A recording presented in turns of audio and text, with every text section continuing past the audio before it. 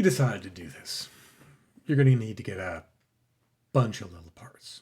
Got to order the actual speaker drivers themselves, and you've got to order all the components to make up the crossover. In another one, we'll go through actually laying out the crossover, wiring it up, and all that kind of thing. But we're going to need to get the parts. So what I've set up here, I've got a little sheet here. Feel free to screen cap this if you like. What this is doing for us, you can even zoom in a little bit. This is then showing the parts that we actually need. These are, of course, also in the thread, the main build thread. These are then the part numbers on Parts Express and also here on Metasound. Now, these aren't affiliate things. I don't get a dime from them. I don't get a dime for doing any of these videos on any of this. Don't know why I'm doing it. I guess I just like talking to cameras. So these are the parts that we're going to need. Now, if we right now go and say, okay, let's go take a look at the actual schematic here, we can go through, we can see that this is then the actual diagram. This lists everything that we need. And if you can, if you're on a Windows machine and you can actually install the CAD package here, it's a nice kind of thing because it's going to give us a way to end up seeing what happens if, we can't find the exact values that we need. Like, let's take this 0.56 millihenry guy and say, oh, geez, what happens if I can, I can't find a 0.56, but I can, what would happen if I turned it into a 0.4 or something like this? Ooh, wait a minute, it's boosting up then. Watch here as I turn it back to 5.6. Oh yeah, that is changing that for, okay, how would I want to? Or maybe I can get a 0.56, but I can only get it with a different, rating, say 0.8. Oh geez, I made a little bit of a suck out right here as I did that by changing then the resistance actually on this from 0.51 to 0.81. Here, I'll put it back. Ooh, yeah, no, I definitely do want that 0.51 there. Okay. So if you can have this kind of thing, it'll enable you to play. If you're just like, oh my gosh, what the heck is he talking about here? Don't worry, we'll then go and figure out how to actually get all of these parts, or even if we can't find them exactly, he's designed this to actually be pretty readily available. Even if we can't do that exactly, how can we build up resistors, capacitors, and inductors? Resistors are these rectangle guys, 2 lines capacitors, things that look like a coil are coils, the inductors. How we could even build them up out of other values. Let's say he's gone through great pains to be able to have standard values. Sometimes things are out of stock, and if you're a little impatient, you're a little impatient. And so let's actually go and take a look at what we can have here. All right, so let's come on back here and let's take a look at something like, okay, on the list, I said, hey, look, I'm going to use this 6.8 microfarad capacitor. It's getting it here from Parts Express. Again, order from wherever you actually care about. And you can see that this 6.8 microfarad capacitor is $1.89. You can say something like, hey, I'm going to need 2 of these. Boom, add them to your cart. Remember, you're going to need even numbers of everything. You got a left and a right speaker. Presumably you're not making mono. In any case, you're going to need 2 of each of these. Now you could just sit here and say, all right, look, Greg to use the Dayton audio guys. I'm just going to go through and pick each of these kinds of things and say, hey, look, for example, there's a 3.3 microfarad one. Boom, added 1300 in stock. Add these guys. There's a 2 microfarad we know we need. Oh, only 89 cents. 2 of those. Grab 2 more. They're only, no, okay, don't actually grab extra ones here. Sometimes, though, you're going to find things like, there's a 27 microfarad capacitor. And right now it's back ordered. Okay, you got a few options when this happens. You could cry into your beer. You could just have patience and wait. You could look at another site to see if they have it here. You could say, hey, wait a minute, Parts Express doesn't just sell their house brand of Dayton Audio. There are other ones there. Let's go see if any others are actually in stock and I want to pay for that. Or you could build a capacitor. No, not by scratch, but out of other capacitors. So I won't do the crying into the beer. You know how to do that on your own. But let me go through and show you. If you're on the Parts Express site, you go into, okay, look, I want to get into speaker components, and inside of here, I want crossover components, and inside of here, maybe I want crossover to capacitors. You see that we've got film and foil, we've got metallized polypropylene, we've got non-polarized electrolytic. These are the least expensive of them. Usually people will use these if for the much larger value kinds of things. So we could say, hey, look, let's look in here. Do you have a 27? Well, you got a 22, you got a 33. All right, well, okay, this 33, only a buck 39 and it's in stock. Well, one thing that you could say to yourself is you could say, all right, well, look, let me head back into the CAD package here. If you can run that, and let's find this guy. It's this 27 here. And well, what would happen if I turned him from 27 into a 33? Huh. Well, watch here. It's kind of a whole dip in the mid-range. Yeah, if I did that.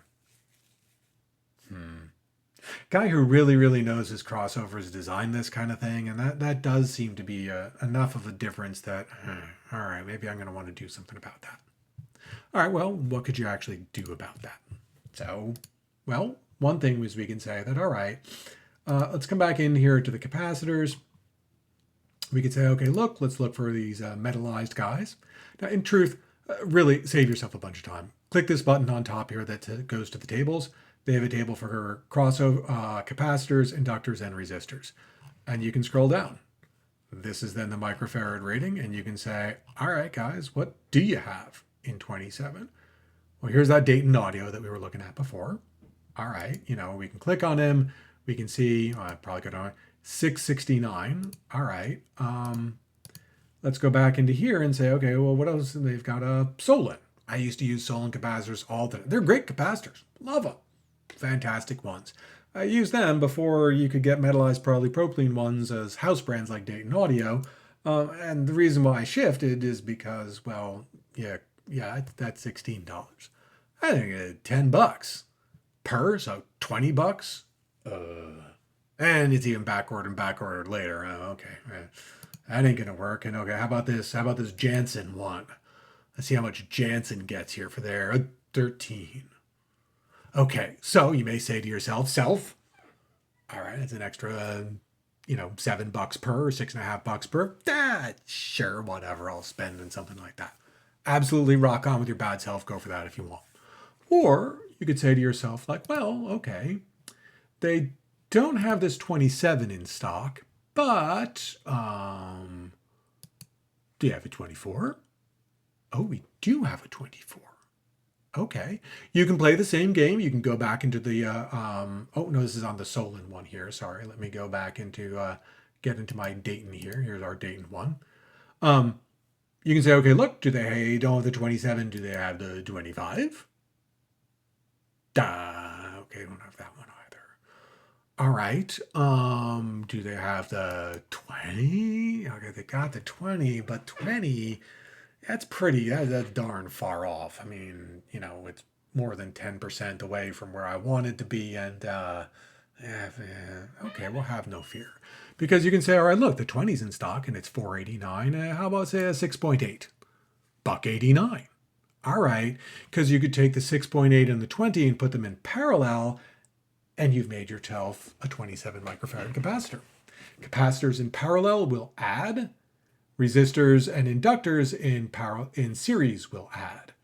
When you do them, the flip here, and you say, okay, look, I want to have, say, a resistor, two resistors in series, you have to do the 1 over and add and all that kind of thing. And then you're buying larger ones to reduce.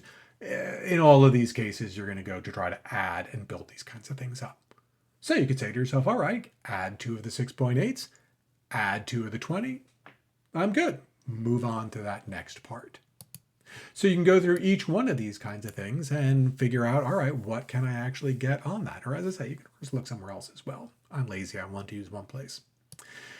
The one spot, though, where I want to draw a little bit of caution and attention on this kind of thing is, well, here on the inductors. Because on the inductors here, if you notice, I'm specifying not only then the actual inductance you need, but the gauge of wire that's being used. Why? Because when we go back and we look at the schematic diagram here, you'll see each one of these is things like, oh, we want a 0.56 millihenry coil or a 560 microhenry coil, same thing, and it's spec'd at 0.51 ohms or 510 milliohms. Okay, that's the spec here. Now, let's say for the moment that you're saying to yourself, all right, can we actually get that 0.56. And okay, let's look at the crossover inductors and let's see if they happen to have it in stock. 0.56. Here we have this Dayton Audio 0.55 20 gauge. Let's see what this is here. 0.55, darn enough close to the 0.56. And also then its resistance rating at 0.54, darn enough close, we're fine. And shoot, it's back ordered. All right. So, well, let's see here. What could I do? Maybe I could get a 0.4, which is back ordered. And how about a 0.45? Okay, I could do a 0.45 and a 0.1. Okay, we would put them in series and they would get them the inductance that you want. But let's quickly take a look here. This guy's DC resistance is 0.21 ohms. All right. And we were going to do this guy, and we have 0.21, and we have 0.45. So grand total, 0.66 ohms. Okay, we've gotten the right inductance, but now the resistance on this has gone up. So let's come back into the CAD package here and say, okay, look on this. Now then, what if I take this and I make him 0.66? Ooh, I just kind of sucked this out in the mid-range by doing that. I'm getting the right value here, but this, watch again now as I go and change it. Oh yeah, no, that's not going to be as good. That's enough of a thing maybe I'm going to worry about. Geez, guy said I can just add these things. I mean, dude on internet said that, so it must be true. Well, okay, yes, you can, but we're just going to want to do it a little bit differently. So remember, we're trying to get 0.56 millihenries here and 0.51 ohms. Okay, so let's come on back now to actually the side here, and that's really what this guy was. He was nailing that, really plenty darn close and everything on it. But let's see what we can actually then do. What you're going to need to do is you're going to need to realize that, yeah, when you're putting inductors together, it takes some amount of the coil to actually really get the inductance. Well, I almost think of it like to get it actually going. And getting that coil then is actually having your DC resistance. So what we need to do is we need to build up at least part of this compound inductor with something that actually is a little bit better in terms of lower in terms of the resistance. So we'd been looking at something like saying, all right, we know we can get 0.1s, and this 0.1 here has a 0.2 ohm kind of thing. So we're going to then try to see, can we find something that's, I don't know, about 0.3 milliohms or whatever, and then also still then, hitting that 0.5-ish or whatever millihenry kind of thing. All right, let's come back to the table here. And sure enough, here's a 0.44 with a 0.31 in terms of its resistance. How is it doing it? Yeah, it's thicker wire, so it's less resistance making up that inductor.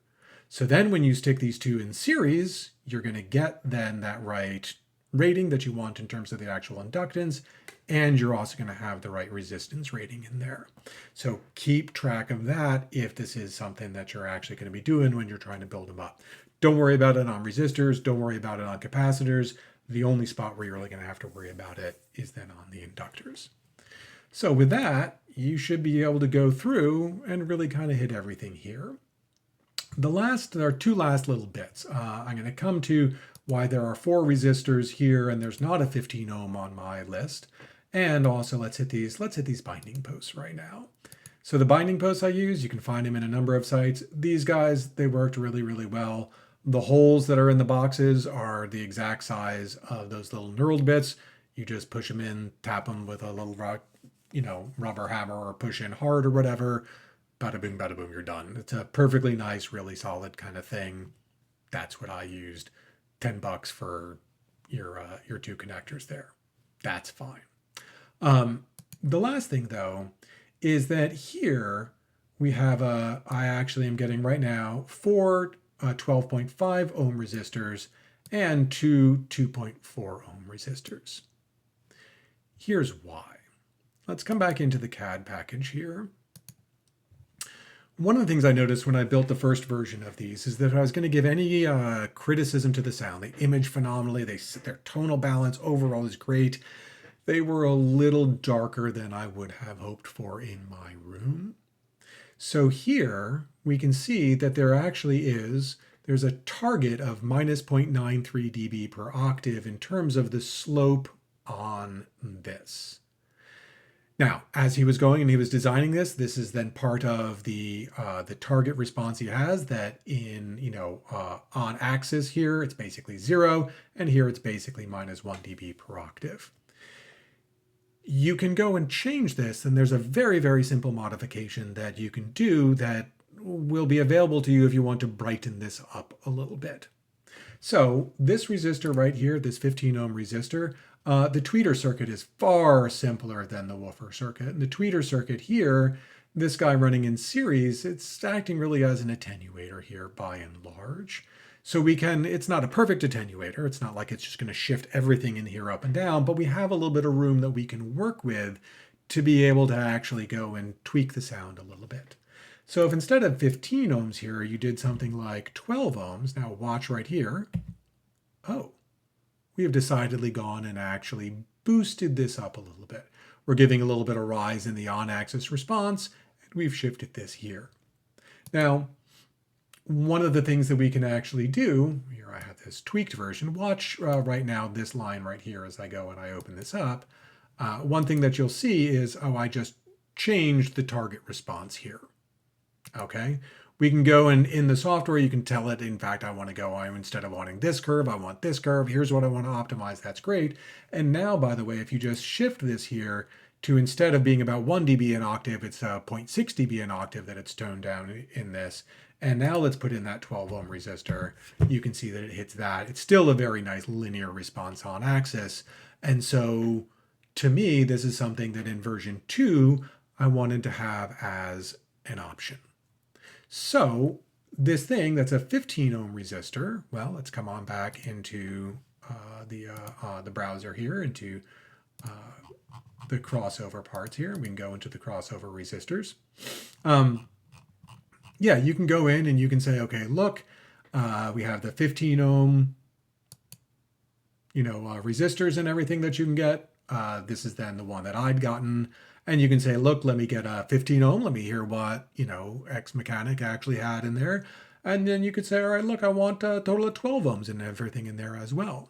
Oh, geez, they don't have a 12 ohm in this version. Okay, there are quick solutions and everything to this. Why don't they have one? I just bought them. I'm a little confused as to why I don't see 12 of them here, given that I just bought like 4 of them. In any case, again, you can play, though, that game of building up. So you could say something like, well, tell you what, let me actually get a 10 ohm resistor, get this, and then let me also get, say a 2 ohm and a 5 ohm resistor, and then be able to customize this and say, let me listen to it this way. If I think it's a little dark, let me pop it open. Let me take the crossover board out. Let me go and put this in here, swap out the resistor and say, all right, what do I actually get for this? Is this something that I like a little bit more? So you're going to find, by the way, that there are a couple sort of flavors of the resistors.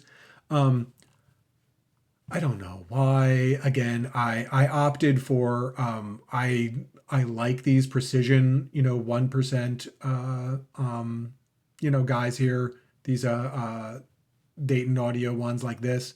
I think they look pretty. I don't know why I care if it looks pretty. It's just going to go inside of a box that's sealed. Also, back in the day when this wasn't even like a beard, I couldn't grow one. In any case, some of these cast ones, these sand cast ones, actually weren't very good in a number of ways.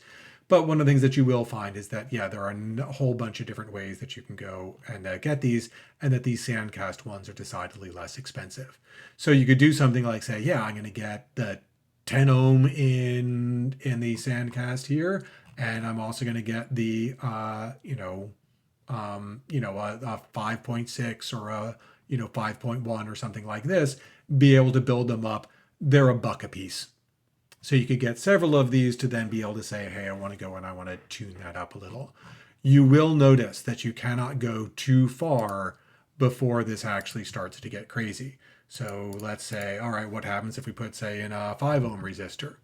Oh, what in holy, but yeah, as we say, you have a bit of a range that you can do on this. 12 certainly works nicely.